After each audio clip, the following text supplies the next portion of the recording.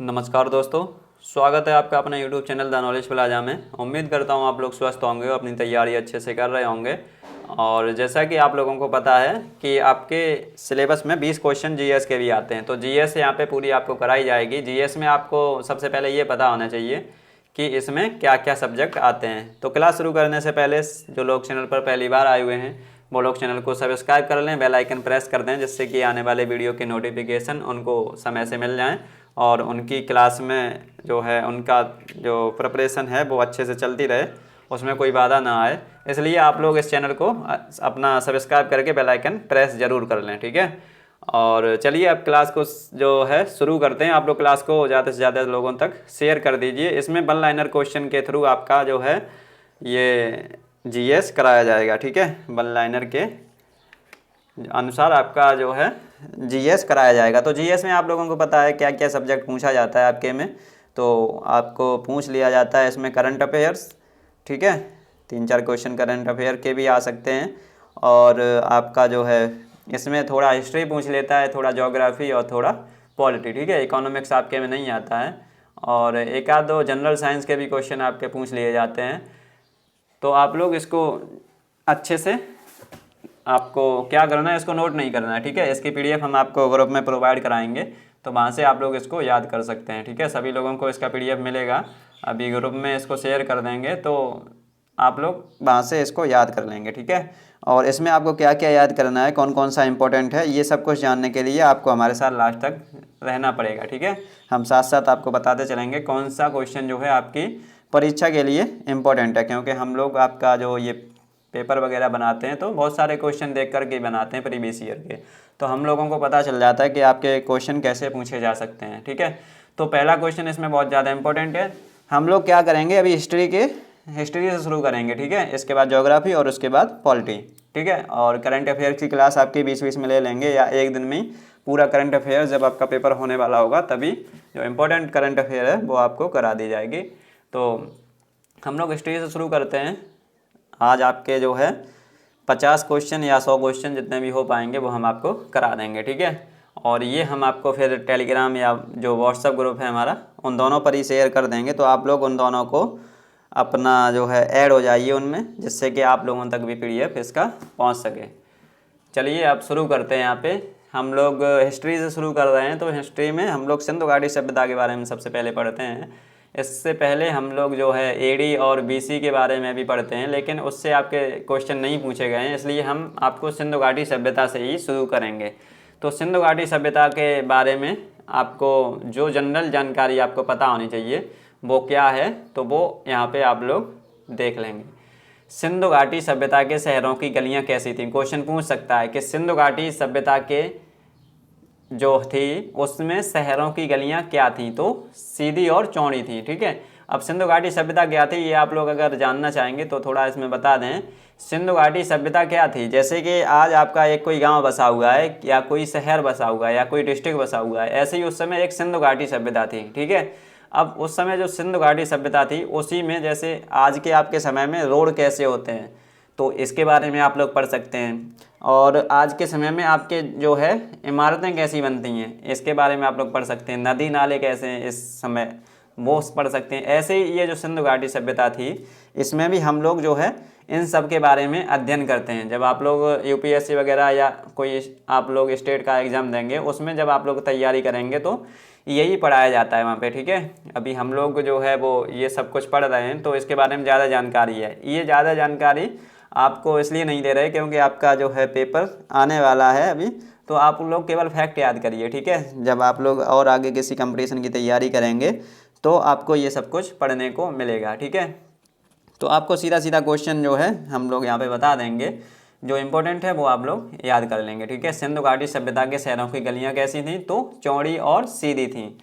दूसरा यहाँ पे देख लेंगे, हड़प्पा और मोहनजोदड़ो के खंडहर निम्नलिखित में से किस नदी के तट पर पाए जाते हैं, तो रावी और सिंधु नदी पर, ठीक है। क्वेश्चन आपसे पूछ सकता है। अब आप लोग अगर सोचेंगे कि ये इसका पीडीएफ हम सीधा सीधा आपको दे दें तो आप लोग याद कर लेंगे, तो हम ये मानते हैं, ऐसा मानते हैं कि अगर हमने आपको सीधा सीधा इसका पीडीएफ दे दिया तो आप लोग याद नहीं कर पाएंगे उसको। हम लोग यहाँ पे आपको ट्रिक से याद करवा देंगे, 10 से 12 मिनट आप लोग दे देंगे हमको, तो आपके 100 क्वेश्चन तैयार हो जाएंगे, ठीक है। तो आप लोग सीधा सीधा 10 से 12 मिनट यहाँ पे पढ़िए और उसके बाद आप लोग इसका PDF मिलेगा उसको तुरंत याद कर लीजिए, ठीक है। जो 100 क्वेश्चन मिलेंगे वो तुरंत याद कर लीजिए। तो आप लोग अपना जो है, जैसे अभी हम आपको PDF देंगे क्लास के तुरंत बाद, तो तुरंत बाद ही जो वीडियो हमारी देखेंगे वो तुरंत बाद इसको याद करेंगे तो उनको बहुत ज़्यादा बेनिफिट मिलेगा और उनका जो है अच्छे से याद कर सकते हैं वो लोग। अगला क्वेश्चन, दूसरा क्वेश्चन क्या है, हड़प्पा और मोहनजोदड़ो के खंडहर निम्नलिखित में से किस नदी के तट पर पाए जाते हैं? तो रावी और सिंधु नदी के, ठीक। तीसरा क्वेश्चन, सिंधु घाटी सभ्यता की लिपि कौन सी है? सिंधु घाटी सभ्यता की जो लिपि है, मतलब लिपि का मतलब क्या होता है, जैसे आपकी हिंदी की लिपि कौन सी है? तो देवनागरी लिपि है, मतलब हिंदी जो हम लोग लिखते हैं वो देवनागरी लिपि में लिखते हैं। तो ऐसी सिंधु घाटी सभ्यता थी, उसकी लिपि कौन सी थी? तो कोई लिपि नहीं थी वहाँ पे, अज्ञात आप लोग इसको बोल सकते हैं, ठीक है। अज्ञात लिपि थी वहाँ पे, मतलब हम लोग ज्ञात ही नहीं कर पाए हैं कि वहाँ पे कौन सी लिपि थी, ठीक। तो इन सब के बारे में, सिंधु घाटी सभ्यता हो गया या कोई सी आपके मिस्र की सभ्यता हो गई, मेसोपोटामिया की सभ्यता कोई भी हो गई, तो उसके बारे में अभी रिसर्च अभी भी जारी है, ठीक है। मतलब कुछ लोग होंगे वो इसकी रिसर्च कर रहे होंगे लिपि की, तो अभी तक वो अज्ञात है, अभी तक उसकी कोई लिपि नहीं मिली है, ठीक।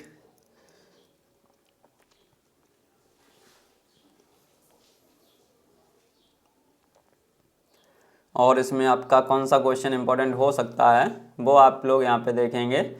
6 नंबर क्वेश्चन इंपॉर्टेंट है। इसमें आपको हमने क्या क्या बताया, पहला क्वेश्चन आपको याद करना है, ठीक है। दूसरा क्वेश्चन आपको याद करना है, ठीक। तीसरा क्वेश्चन आपको याद करना है। उसके बाद जो है आपको 5वां और 6वां क्वेश्चन याद करना है, ठीक है। 5वां और 6 नंबर का क्वेश्चन आपको याद करना है, ठीक है। और यहाँ पे एक 7 नंबर क्वेश्चन भी याद करना है, ठीक है। मतलब मोहनजोदड़ो के सबसे बड़ा भवन कौन सा था? मोहनजोदड़ो का सबसे बड़ा भवन कौन सा था? तो धान्यागार था, ठीक है। मतलब सबसे बड़ा भवन कौन सा था? तो धान्यागार। मतलब आज के आप लोग इसको कोल्ड स्टोरेज वगैरह होते हैं ना, वैसे ही इसको समझ सकते हैं। धान्यागार जो था उसमें हम लोग अनाज वगैरह इकट्ठा इसमें ये लोग करते थे। और विशाल स्नानागार या ग्रेट बाथ, मतलब विशाल स्नानागार कौन सा कहाँ पर मिला है? विशाल स्नानागार आपको मोहनजोदड़ो से प्राप्त होता है, ठीक। सिंधु घाटी के लोगों की एक महत्वपूर्ण रचना निम्नलिखित में से किसकी मूर्ति थी? तो ये जो सिंधु घाटी की जो थी यहाँ पे महत्वपूर्ण रचना क्या थी? तो नृत्य करती हुई एक बालिका की थी, ठीक है। ये नग्न अवस्था में थी और नृत्य करती हुई बालिका, ठीक है। अगला क्वेश्चन यहाँ पे आप लोग देख लेंगे, देवी माता की पूजा किससे संबंधित है? क्वेश्चन पूछ लिया जाता है कि देवी माता की पूजा किससे संबंधित है? तो सिंधु घाटी सभ्यता की, ठीक है। ये पृथ्वी को, मतलब अपनी जो धरती है इसको देवी के रूप में पूजा करते थे, ठीक है। अगला क्वेश्चन आप लोग यहाँ पे 8 क्वेश्चन हो गए हैं। 9 नंबर क्वेश्चन देखेंगे, सिंधु घाटी सभ्यता का पतन नगर कौन सा है? मतलब बंदरगाह। बंदरगाह जैसे जो आपका समुद्र में बंदरगाह वगैरह बने होते हैं ना, जैसे आपके यहाँ पे रेलवे स्टेशन बस स्टैंड होता है, ऐसे ही समुद्र में बंदरगाह बने होते हैं, ठीक है। तो सिंधु घाटी का जो सभ्यता थी, सिंधु घाटी सभ्यता थी, इसमें बंदरगाह कहाँ से प्राप्त हुआ है? तो लोथल से प्राप्त हुआ है, ठीक है। लोथल नामक स्थान निम्नोक्त सभ्यताओं में से किसका जहाजी मालाघाट था? तो ये कोई आप लोगों को याद करने वाली बात नहीं है। 9 नंबर यहाँ पे आपको याद करना है, ठीक है। यहाँ पे 11 नंबर आपके इम्पोर्टेंटली इसलिए हो जाता है क्योंकि जो सिंधु सभ्यता की ताकत क्या थी? वो कृषि थी। तो यहाँ से आपसे क्वेश्चन पूछ लिया जाता है, ठीक है। सिंधु सभ्यता में टेराकोटा में निम्नलिखित में से कौन सा पालतू जानवर विद्यमान नहीं था? तो गाय विद्यमान नहीं थी यहाँ पे उस समय। देवी माता की पूजा किससे संबंधित है? ये क्वेश्चन आपको आ गया होगा। अब हम लोग चल रहे हैं यहाँ पे वैदिक साहित्य में, ठीक है। मतलब वैदिक पीरियड की तरफ हम लोग चल रहे हैं, ठीक है। मतलब आपका सिंधु घाटी सभ्यता से इतने क्वेश्चन इंपॉर्टेंट थे, हमने टिक लगाया। अब हम लोग वेदों की तरफ चल रहे हैं, तो वेदों में आप लोग देख लेंगे कौन कौन से इंपॉर्टेंट है, ठीक है। आप लोग अगर ये सीरीज फॉलो करेंगे तो आपका GS से एक भी क्वेश्चन बाहर नहीं जाएगा, क्योंकि हम आपको यहीं पे सब कुछ याद करा देंगे, ठीक है। हम लोग आपको बता रहे हैं ना कौन सा क्वेश्चन याद करना है, कौन सा नहीं करना है, कौन सा इंपॉर्टेंट है, कौन सा नहीं है, तो ऐसे ही आप लोग याद करेंगे इसको। अगला क्वेश्चन आप लोग देखेंगे, वैदिक आर्यों का प्रमुख भोजन था। वैदिक आर्यों का प्रमुख भोजन कौन सा था? तो दूध और इसके उत्पाद। ये आपके लिए कोई इंपॉर्टेंट चीज़ नहीं है। यहाँ पे आपको ये चीज़ इम्पोर्टेंट है, 15 नंबर क्वेश्चन, ठीक है, और 16 नंबर क्वेश्चन, ठीक है। यहाँ पे क्या है, निम्नलिखित में से कौन सा अन्न मनुष्य द्वारा सबसे पहले प्रयोग होने वाले में से था? तो जौ सबसे पहले योग किया गया था। अगला क्वेश्चन, इसको तब यह बोल रहा था, ठीक है। वैदिक लोगों द्वारा किस धातु का प्रयोग सबसे पहले हुआ? तो तांबा, ठीक, तांबा। वेद शब्द का अर्थ क्या है? तो ज्ञान है। और आर्य पूर्वों के साथ अपने संघर्षों में सफल रहे, क्योंकि ये कोई इंपॉर्टेंट नहीं है। अगला क्वेश्चन आप लोग देख लेंगे यहाँ पे, आरंभिक वैदिक काल किस पर आधारित था? यहाँ पे एक क्वेश्चन, 20 नंबर क्वेश्चन देख लेंगे। आर्यों को एक जाति कहने वाला पहला यूरोपियन कौन सा? तो मैक्स मूलर, ठीक है। और यहाँ पे एक और क्वेश्चन आपका इम्पोर्टेंट है, वो क्या है? तो वैदिक युग में राजा अपनी जनता से जो कर वसूलते थे उसे क्या कहते थे? तो बलि कहते थे, ठीक है। अब यहाँ पे आप लोग आ जाएं, जो इम्पोर्टेंट क्वेश्चन, बहुत ज़्यादा इम्पोर्टेंट क्वेश्चन है वो, जैसे 24 नंबर क्वेश्चन आप लोग देख पा रहे होंगे यहाँ पे, प्रसिद्ध गायत्री मंत्र कहाँ से लिया गया है? तो ऋग्वेद से लिया गया है। प्रसिद्ध जो गायत्री मंत्र है वो कहाँ से लिया गया है? ऋग्वेद से लिया गया है। ये बहुत ही ज़्यादा इंपॉर्टेंट क्वेश्चन है। अगला क्वेश्चन भी बहुत ज़्यादा इंपॉर्टेंट क्वेश्चन है, भारतीय प्रतीक पर उत्कीर्ण सत्यमेव जयते कहाँ से लिया गया है? तो मुंडकोपनिषद से लिया गया है, ठीक है। और अगला क्वेश्चन आप लोग देखेंगे यहाँ पे, कौन सा आपके लिए इम्पोर्टेंट है? तो गौतम बुद्ध का जन्म स्थान सभी लोगों को पता होगा, लुम्बिनी, ठीक है। लुम्बिनी गौतम बुद्ध का जन्म स्थान है, ठीक है। गौतम बुद्ध का जन्म स्थान किसके द्वारा अंकित किया गया? तो अशोक मौर्य, ठीक है। और बुद्ध आप लोगों को पता ही होगा शाक्य वंश के थे, ठीक है। प्रथम बौद्ध परिषद कहाँ पर आयोजित की गई? तो राजगृह। ये कोई इंपॉर्टेंट क्वेश्चन नहीं है, 30 नंबर, ठीक है। अगला क्वेश्चन यहाँ पे देख लीजिए, 5वीं बौद्ध परिषद का आयोजन किसके या किसने किया था? ये भी आपके लिए इम्पोर्टेंट क्वेश्चन नहीं है। आप लोग ऐसे जुड़े रहेंगे और यहाँ पे देखते रहेंगे कौन कौन से क्वेश्चन आपको याद करने, नहीं तो आप लोग जब पीडीएफ देंगे तब पूछेंगे तो हम वहाँ पे आपको सभी लोगों को रिप्लाई नहीं कर पाएंगे। बुद्ध ने अपना प्रथम प्रवचन कहाँ पर दिया? तो सारनाथ। ये इंपॉर्टेंट क्वेश्चन है, ठीक है। 4 नंबर यहाँ पे इंपॉर्टेंट क्वेश्चन है। धातु से बने सिक्के पहले प्रकट हुए थे बुद्ध काल में, ये भी इंपॉर्टेंट क्वेश्चन है। अगला क्वेश्चन, प्रारंभिक बौद्ध धर्म ग्रंथों की रचना किसमें की गई थी? तो पाली पाठ में, ये भी इंपॉर्टेंट है। आरंभिक बौद्ध साहित्य किस भाषा में रचे गए? तो पाली में। यहाँ पे सबसे ज़्यादा इंपॉर्टेंट 8 नंबर क्वेश्चन है, बौद्धों में पवित्र ग्रंथ का नाम। बौद्धों का पवित्र ग्रंथ क्या है? तो त्रिपिटक, ठीक है, त्रिपिटक होता है। बौद्ध धर्म में बुल का संबंध बुद्ध के जीवन की किस घटना के साथ है? ये कोई इंपॉर्टेंट क्वेश्चन नहीं है। ये क्वेश्चन इंपॉर्टेंट है, 10 नंबर। भारत में 5वीं शताब्दी के प्राचीन विश्वविद्यालय की स्थापना कहाँ पर की गई थी? तो नालंदा में की गई थी। और इसके बाद आपका 12 नंबर क्वेश्चन इंपॉर्टेंट है, बुद्ध धर्म और संघ मिलकर क्या कहलाते हैं? तो त्रिरत्न। बुद्ध धम्म और संघ मिलकर क्या कहलाते हैं? त्रिरत्न। इसके बाद आप लोग यहाँ पे देख लेंगे और क्वेश्चन कौन कौन से इंपॉर्टेंट हो सकते हैं